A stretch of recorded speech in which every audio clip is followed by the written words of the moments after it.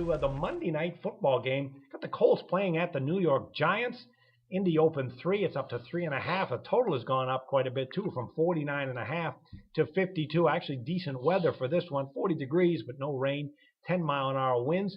You've got an Indy team that was just rolling along 5 consecutive wins, but boy, did they take it on the chin against the Steelers. Their passing offense is still number 1 in the NFL and was actually top 10 against the pass defensively until Ben Roethlisberger threw up over 500 yards on Sunday. So Harvard, is it back to the drawing board with this Colts defense, or was that just one bad game? Well, before I get into that, I want to mention last night's football game, Washington against Dallas. What a two-team little parlay you would have had on betting Colt McCoy and Brendan Wheaton, both rushing for a touchdown. That was just absolutely incredible. Congratulations to Washington. In fact, I'm in one of those survivor pools, last man standing, and I didn't have anything in that, but it started with 5,500 people, and 785 were left. 330 of them had Dallas. So congratulations for knocking all those guys out of the last man standing pool. I thought it was fantastic that Washington won that game, and it did a lot coming into this game with the way the mindset of the New York Giants set, getting back onto this game. A lot of this stuff, when you have this type of season, a lot of it's psychological manipulation of the mind, getting motivated. Here you have a team like New York Giants. They go into their bye week off 2 losses. All right, that could be absolutely devastating. Let's take a look at psychological, how you can up this team to get them emotionally in a frenzy. And that's basically what crowds do. That's what their coaches do. It's called, getting them with the momentum. Right now they're sitting at 3-4. So what you have to look at is, how are you going to get into the playoffs? Well, Dallas leads that league, but yet they saw them get knocked off last night. So that's a little bit of a motivator. But if you look over the whole NFC or NFL NFC teams, San Francisco and Seattle are sitting at 4-3. Carolina and New Orleans are sitting at 3-4. Remember, this is just trying to find a place for the wild cards. New York, I said, was 3-4. Green Bay, in their division, they're 5-3, and then you got Philly at 5-2. So basically, you got Philly. Let's just say right now, Philly gets in. Well, if you could move New York with a win this week to 4-4, they're right there with those 4-3 teams, 3-4 teams, and 5-3 teams. So therefore, I think you have the ability to come in and not just start playing as a spoiler, but really playing to just pound. And we've seen what New York Giants can do the last part of the season. I think last year they started off like 0-6, and then they start getting it revved up. Now, the question you need to ask is, you have a must-win off of a bye versus a really bad Indy loss coming in, and then you're on the road again. New York Giants have had 2 weeks to adjust to losing to Victor Cruz. He's out. Okay, fine. He's out. Maybe it hurt when he got hurt and got injured, but he's out. They've known about it during this bye week. Beckham's going to have to step up. Rashard Jennings, he was been injured this bye week. Did nothing but help him and everybody else. They've had a chance to game plan Indianapolis. Pittsburgh opened up their defense like a sieve last week. I mean, here's a defense that gave up 51 points to Pittsburgh. And there again, Pittsburgh's not young Pittsburgh. They're old Pittsburgh. I don't think that was experience. Locke, he's had 9 interceptions and 13 sacks this year. So maybe you can get to him. So my play is definitely taking the home underdog, take the 3 points. And I don't think it's going to be that big a deal. I think Giants win straight up. Yeah, it's definitely a must-win for the Giants. They must have been delighted with the Monday night game with Dallas going down. I guess we could say for this Giants team, it's searching is kind of the key word. They're searching for wins. They're searching for good health. And they made changes to the offensive coaching staff during the offseason to try and take the pressure off Eli Manning. Well, it's worked. 14 touchdowns, 5 interceptions. A year ago, he had 39 sacks, only 13 this year as we approach the midway point of the season. And they are 15th in rushing, so there is some balance. On the other hand, they're 22nd in points scored. They got a 3-4 record. They've got those injuries that Harvard mentioned, and even the defense, which has talent, really hasn't gotten it done on the field. They're 25th against the pass, 22nd against the rush. So, Zach, I mean, what do you make of the New York Giants? I'm definitely going to side with the Colts on this one. I think we're going to see the overreaction on the Colts' loss against Pittsburgh. It was just one of those crazy games. I mean, you see two or three of those crazy games a year, and that one sure was the first one of the halfway point of the season. I mean, even with the Colts being down, they had a chance to score and make it a 3-point game, but they fumbled inside the 10. It was 44-34, and they almost made it within a field goal. And then Pittsburgh kept moving the ball up and down the field. Um, but I do think we're going to see a little bit of overreaction here. Look at some of the line movements on the past Monday Night Football games. Every one of them's been wrong. Dallas last week was wrong. The week before that, people were buying Houston against Pittsburgh. It was wrong. The week before that, people were buying the Rams against the 49ers. They were wrong. The week before that, they were buying Washington against Seattle. They were wrong. Bears versus the Jets. They were buying the Jets. They were wrong. And this week they're going to buy the Giants, and they're going to be wrong. And here's the reason why. New York media spotlight. Who are they on right now? The New York Jets, 1-7, disastrous team. But should the focus be entirely on that team in New York? No. The Giants are just as bad. They've had some wins in there to shake it up a little bit, but look at their losses. Blowout loss to Detroit. Blowout loss to the Eagles.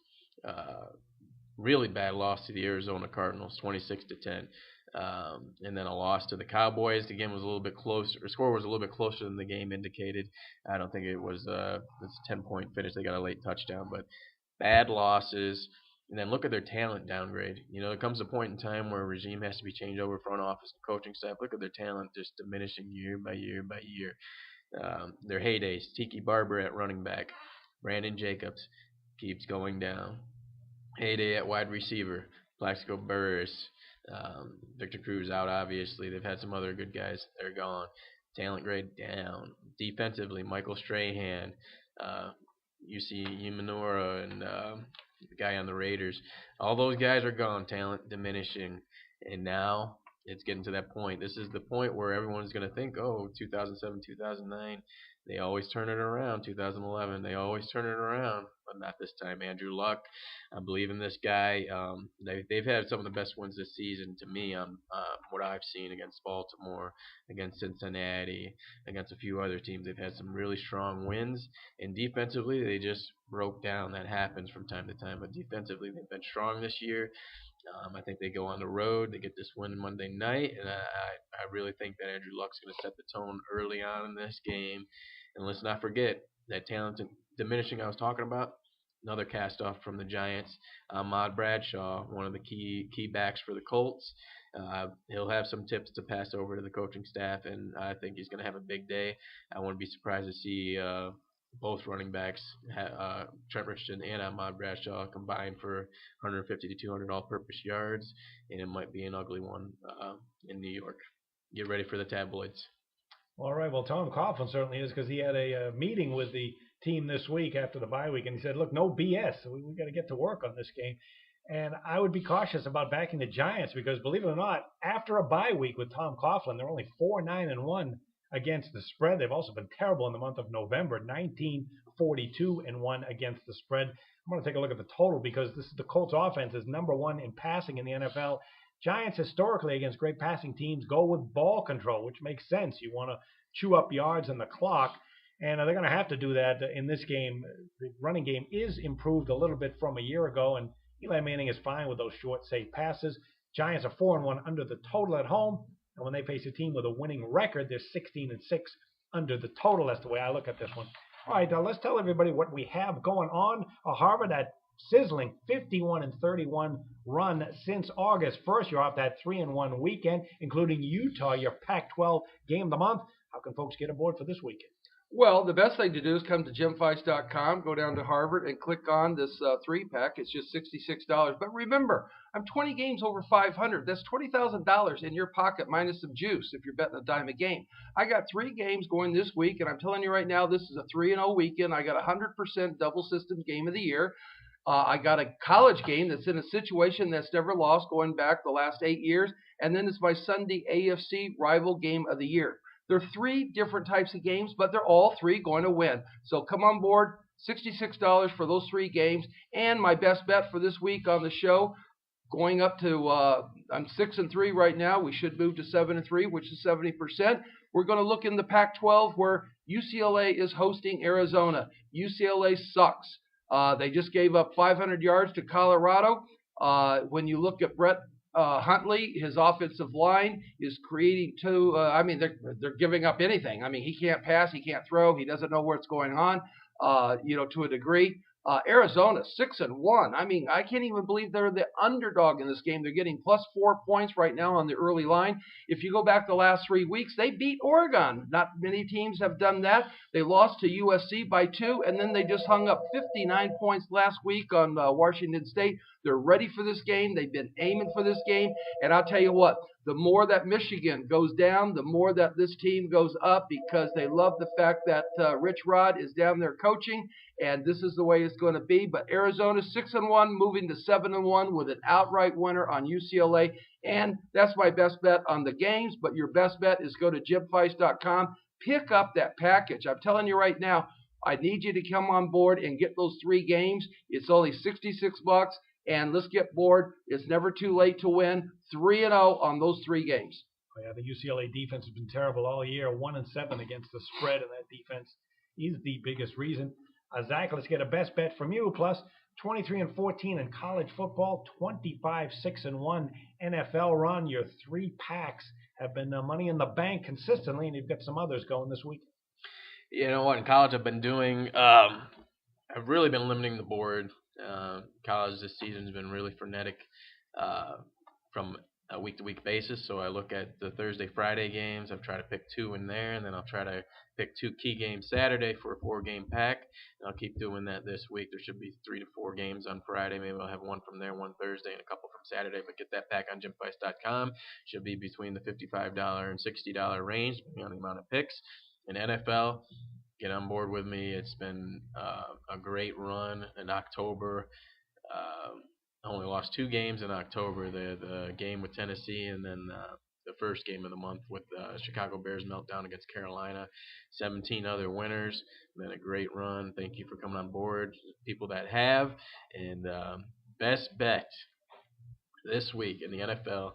Just be careful, though. Just want to be cautious with sports bettors this week. There's 6 bye-week teams. I think it's the first time in about 5 weeks there's been this amount of bye-week teams, so that limits the board. So I'll probably only have 4 plays this week, but I'm eyeing a Thursday game. It's been the other time I did this was the total against Baltimore and Pittsburgh. The Thursday games is going to get us off to a strong week, and it's Carolina versus the Saints. Carolina's at home in this. And the line's a 2.5. I think it might go to 3 for New Orleans, and that's going to be great for us because we're going to back the Carolina Panthers. One thing I've noticed about this Carolina Panthers team, they might be the talented, depleted team, but they will play their hearts out. They played some good teams, and they stay in games. They almost beat Cincinnati on the road last week against Seattle. They had some unfortunate breaks in that one, but they hang in games. And what have we seen with New Orleans? They don't. They, especially on the road, they've struggled throughout Drew Brees' career. They're just not a good road team, and I think that whole team's riding the high emotional wave. Oh, they're back in the division. This is going to be easy. They just beat the Green Bay Packers, who were on a great run in the NFC, and now they've got this. I would say it probably take you 24 to 48 hours to come down from that emotional roller coaster, and that's going to be 24 to 36 hours to get ready for this game on Thursday night, a travel game in Carolina. I can see that defense rising to the occasion. The NFC South really does a good job against that team.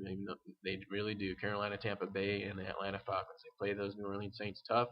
I can't say they do against other teams outside the division, but they play New Orleans Saints tough. But I think they see this team twice a year. The same star talent at wide receiver and quarterback, obviously. They know their plays, and they're going to be in Drew Brees' face. That's the key with him. He's short. He can, they have strong defensive line, Carolina, and they'll be ready for this game. I think they come out and win it outright, and I think they're going to end up winning this division, not the Saints. And this is going to be the key win for whoever is going to take this division, I think, and I think it's going to be the Carolina Panthers. So that's my best bet this week. Get on board on jimfeist.com, and let's have another good week. All right, and my best bet will be on the Browns-Bucks game going on Sunday. You got good weather in Cleveland, mostly sunny.